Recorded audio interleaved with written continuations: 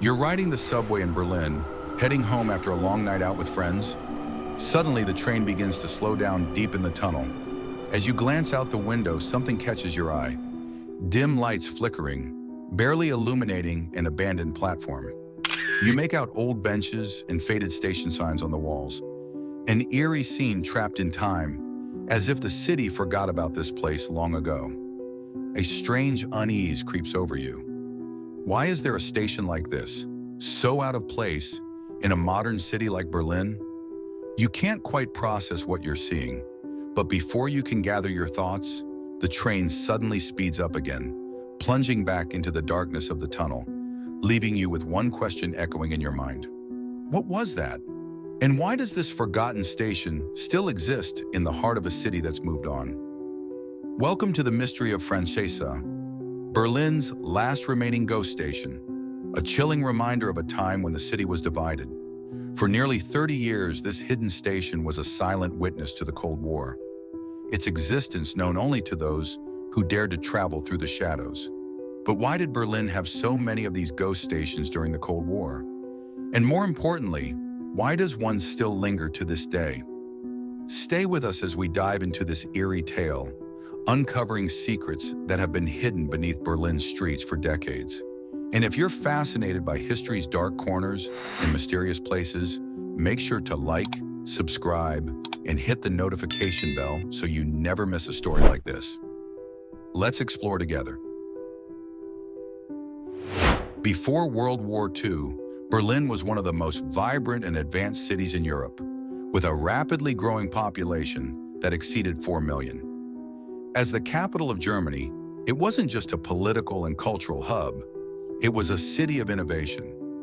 Among its most impressive features was its sophisticated and modern subway system, a feat of engineering that could rival any in the world at the time.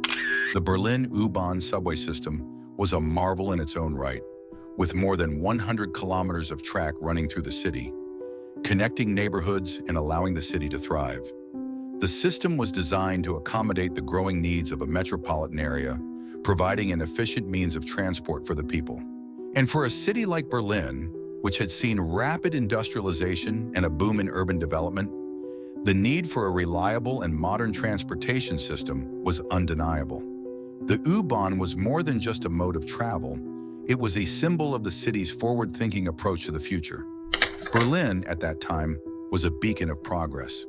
It wasn't just about having a subway system, it was about creating a space where the future was already taking shape. With the rise of the middle class, the city had to adapt to the demands of a growing, more mobile population. The U-Bahn became the lifeline of Berlin, the veins running through the heart of the city, giving life to its bustling streets, connecting its rich cultural history with the modern world. But then, the storm of war came. World War II shattered Berlin's future, ripping through its infrastructure like a violent tornado. The once gleaming subway system was left in ruins. Bridges were obliterated, tunnels collapsed, and much of the underground network was destroyed or flooded. The war didn't just break Berlin physically, it severed the lifeblood of the city, leaving behind a fractured and broken system. The U-Bahn, once a symbol of Berlin's progress, became a casualty of the destruction. It was a stark reminder of how quickly a city's bright future could be turned into rubble. As the war raged on, the once bustling subway tunnels were left eerily silent, and the city was forced to face the unimaginable aftermath. When World War II ended, Berlin was split into two halves: East Berlin, controlled by the Soviet Union, and West Berlin, governed by the Allies. This division was not only political, but physical, with the Berlin Wall soon separating the city further.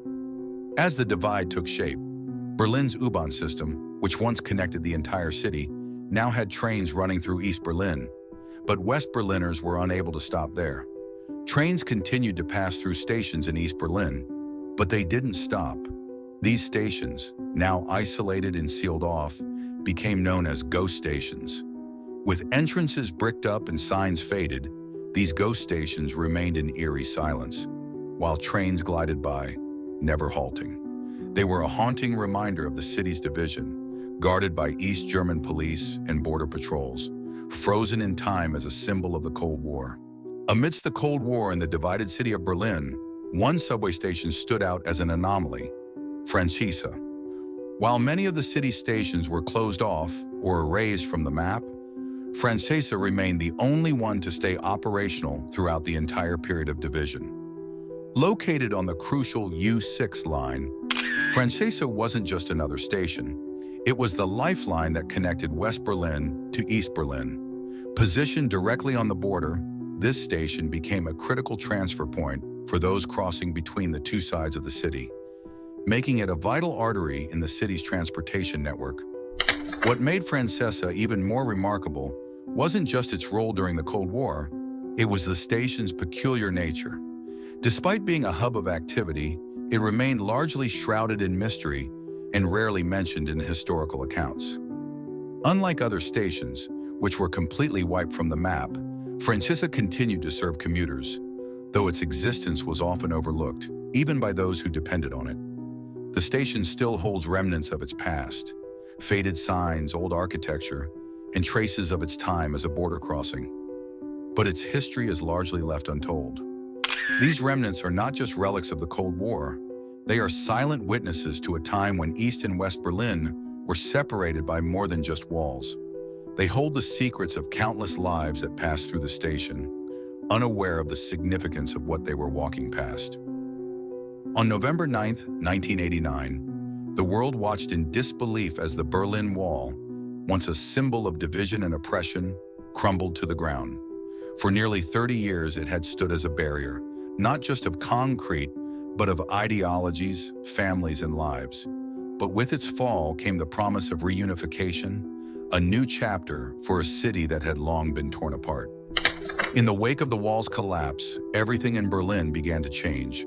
The once divided city began to heal, and with it came the reopening of many of its previously abandoned spaces, most notably the subway stations that had been sealed off for decades. The ghost stations, which had become symbols of the Cold War's lasting grip on the city, were brought back to life. But not all changes were as simple as reopening old doors. One station, Francesa, became a focal point of the reunification process, only to be closed once again. The station, which had once served as a critical transit point between East and West Berlin, was overwhelmed by the sheer number of commuters eager to travel between the newly reunited parts of the city. What had been a quiet, almost forgotten station became a bottleneck in the rush of reunification, and the decision was made to shut it down once again. Today, Francesa stands as a quiet testament to Berlin's turbulent past. While it no longer serves as a major transportation hub, the traces of its former life still remain. The faded signs, the forgotten platforms, and the lingering echoes of a divided city are reminders of what once was. It's a place caught between history and the present, still holding the stories of the people who once passed through its gates. Stories that can only be hinted at by the architecture and the few remaining artifacts. For over 30 years, Francesa remained an eerie relic of a divided Berlin, sealed off from the world around it. Amidst the collapse of the Berlin Wall and the reunification of the city, many of Berlin's ghost stations were reopened, reviving a piece of history. Yet strangely, Francesa continued to sit abandoned, untouched by the wave of restoration that had swept through the rest of the city. But why? What was it about Francesa that kept it frozen in time, while other stations were brought back to life? Was it simply a matter of practicality, or were there deeper, hidden reasons behind its continued neglect? After all, this wasn't just any station. It was strategically located at the very border of East and West Berlin, a place that had once served as a key transit point between two opposing worlds. Was there something more to its story that we're not being told? Could Francesa, along with the other ghost stations of Berlin, be hiding secrets from the Cold War era, remnants of a time when the city's fate was determined by more than just politics? What if the station still holds whispers of the past, stories of what occurred in the shadows of the Berlin Wall, stories that have yet to be uncovered? As we delve into the mystery of why Francesa remains abandoned, we're left with one question.